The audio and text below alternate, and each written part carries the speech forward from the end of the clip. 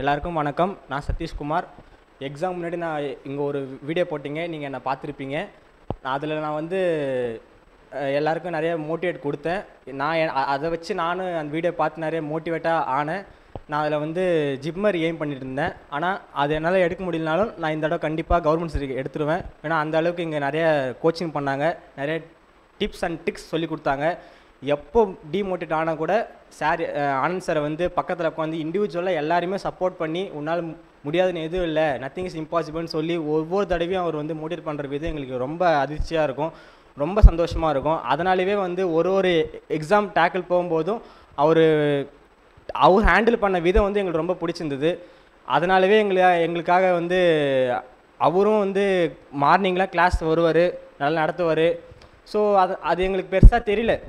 நம்ம எவ்வளோ தான் வந்து கொஞ்சம் மார்க் கம்மியானால் ரொம்ப கஷ்டமாக இருக்கும். என்னடா இது படிச்சுட்டே இருக்கும், ஒரு ப்ரெஷர் வந்து ரொம்ப எங்களால் ஹேண்டில் பண்ண முடியல. ஒரு கட்டத்து மேலே கஷ்டமாகவும் இருந்துச்சு. அப்போது யாராச்சும் எங்கள் கூட பக்கத்தில் இருந்தால் நல்லாயிருக்குன்னு தோணும்போது அப்போது நாங்கள் சொல்ல மாட்டோம், சாரே வருவார். என்னடா உங்களுக்கு கஷ்டமாக இருக்கா, என்னடா ஆச்சு, ஏன் சார் இல்லை சார் இதுமாரி எங்களால் நல்லதாக படிக்கிறோம், ஆனால் எங்களுக்கு வந்து மார்க்ஸை வந்து அந்தமாரி கெயின் பண்ண முடியல, எங்கே தப்பு பண்ணுறேன்னு தெரிய மாட்டேங்குது, அதனால் எங்களுக்கு ஸ்கோரும் வர மாட்டேங்குது, ஆனால் நல்லா தான் படிக்கிறோம் எப்படின்னா அப்போ சார் சொல்லுவார், நீ அதெல்லாம் பார்க்காத, உன்னோட எய்ம் வந்து நீ நீட்டை வச்சுக்கோ, நீ அதில் என்ன பண்ண போகிற, அந்த 3 hours டைமில் நீ என்ன பண்ண போகிற அதை மட்டும் நீ பாருடா. நீ அங்கே வந்து நீ அங்கே ஸ்பெண்ட் பண்ணுற ஒவ்வொரு டைம் தான் உனக்கு கவர்மெண்ட் சீட்டை வந்து உனக்கு வாங்கி கொடுக்கும் சொல்லுவாங்க. ஸோ அது நல்ல எங்களுக்கு வந்து புரிஞ்சு அதுக்கேற்ற மாதிரி நாங்கள் பண்ணோம். அதுமாரி ஒவ்வொரு தடவையும் சார் சொல்லும் போதும் சொல்லிவிடுவார், இந்த மாதிரி தான் எக்ஸ்பெக்ட் பண்ணி போங்க, இந்த மாதிரி தான் கொஷின் கேட்பாங்க. ஸோ நீங்கள் அதை நீங்கள் எதுவுமே எக்ஸ்பெக்ட் பண்ணாமல் இருக்கக்கூடாது, எல்லாத்தையும் எக்ஸ்பெக்ட் பண்ணுங்கள், இந்த மாதிரி தான் கொஷின் வரும், இந்த மாதிரி தான் கொஷின் இருக்கும்னு சொல்லி ஒவ்வொரு தடவையும் ஒவ்வொரு டேக்கில் சொல்லும் போது எங்களுக்கு ஈஸியாக அனலைஸ் ஆச்சு, இப்படி தான் கேட்க போகிறாங்கன்னு சொல்லிட்டு நாங்கள் தைரியமாக அட்டன் பண்ணோம். ஸோ அதுக்கேற்ற மாதிரி எங்களுக்கு சக்ஸஸ் கிடச்சிது. லாஸ்ட் டைம் வந்து டெஸ்ட் வைக்கும்போது நல்லா தான் இருந்துச்சு.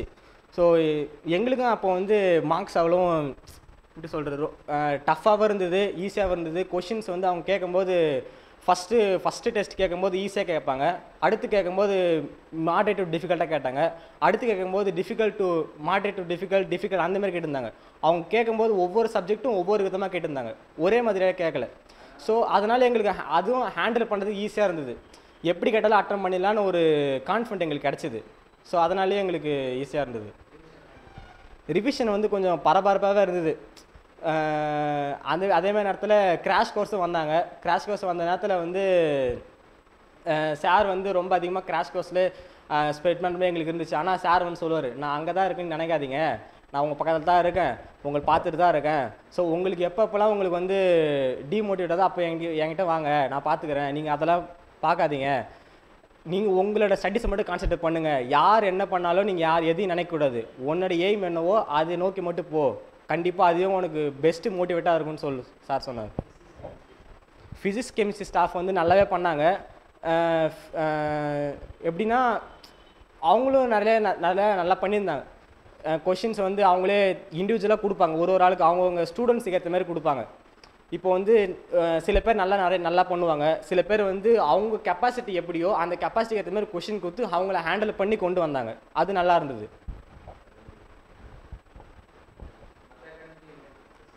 மற்ற அகாடமிக்கு இந்த அகாடமி என்ன வித்தியாசம்னா, மற்ற அகாடமியில் வந்து இண்டிவிஜுவல் மோட்டிவேஷன் இருக்காது, கொடுத்தா மொத்தமாக கொடுப்பாங்க, அப்படிலாம் கொடுக்காம கூட இருக்கலாம். பட் இங்கே வந்து ஒவ்வொரு ஸ்டூடெண்ட்டுக்கு ஏற்ற மாதிரி அவங்க மனநிலையை புரிஞ்சு அதுக்கேற்ற மாதிரி சப்போர்ட் பண்ணுறதுனால அது ரொம்ப ரொம்ப ரொம்ப ரொம்ப ஹெல்ப்ஃபுல்லாக இருந்துச்சு. அது எந்த இன்ஸ்டியூட்டில் பண்ணுவாங்களே எனக்கு தெரியாது, ஆனால் இந்த இன்ஸ்டியூட் பொறுத்த வரைக்கும் இதுதான் ப்ளஸ் பாயிண்ட்டு. ரொம்ப அதுதான் ரொம்ப முக்கியம். ஒரு ஸ்டூடெண்ட் வந்து டிமோட்டிவேட்டாக இருக்காங்கன்னா அவங்க கிட்ட உட்காந்து பேசுறதுனாலவே அவங்களுக்கு ஆதரவாக இருக்கும். ஸோ அதுவே பெரிய வந்து மோட்டிவேஷனாக இருக்கிறதுனால இது நான் ரொம்ப ப்ளஸ் பாயிண்ட்னு சொல்லுவேன். எப்படியும் ஒரு 10 hours மேலே நாங்கள் படிப்போம். அகாடமிக்கு வந்து நான் ஒரு 9 o'clock 8 o'clock வந்தேன்னா நைட்டு 9:30 வரைக்கும் நான் படிப்பேன். ஆனால் அது தொடர்ந்து படிச்சுட்டு இருக்க மாட்டோம், படிப்போம், டெஸ்ட் எழுதுவோம், கொஞ்சம் பிரேக் எடுத்துப்போம், பேசுவோம், ஃப்ரெண்ட்ஸ் கிட்ட பேசுகிறதா இருந்தால் நாங்கள் வந்து கொஷின்ஸ் பற்றி பேசுவோம். இந்தமாரி நீங்கள் என்ன படிச்சிங்க, நாங்கள் என்ன படித்தோம், நம்ம நான் கொஷின் கேட்போம், மாற்றி மாற்றி கொஷின் கேட்போம், நாங்களே கொஷின்ஸ் எடுப்போம், நாங்களே தனியாக கொஷின்ஸ் எடுத்து எங்களுக்குள்ளே நாங்கள் அந்த கேமை வச்சு நாங்கள் கேம் ப்ளே பண்ணுவோம். ஸோ அதுவே ரொம்ப ஹெல்ப்ஃபுல்லாக இருந்தது எங்களுக்கு. தேங்க்யூ.